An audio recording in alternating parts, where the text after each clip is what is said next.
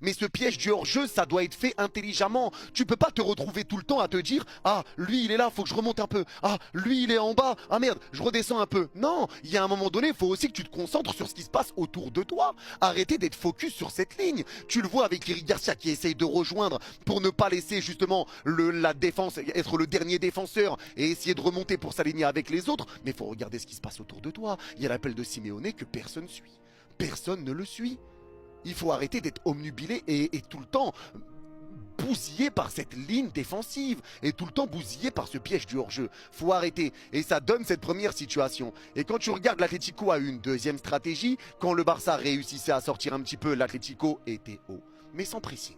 Ils étaient hauts, ils laissaient le Barça tranquillement jouer au ballon dans leur moitié de terrain. Eux, ils étaient hauts, ils bloquaient les solutions de passe et ils essayaient d'intercepter les passes. Parce que dès que le ballon commençait à quitter un pied et à partir vers un autre joueur, c'est là que les joueurs de l'Atleti commençaient à essayer de mettre la pression et essayer d'intercepter ou de récupérer assez haut le ballon. Et si ça ne marchait pas,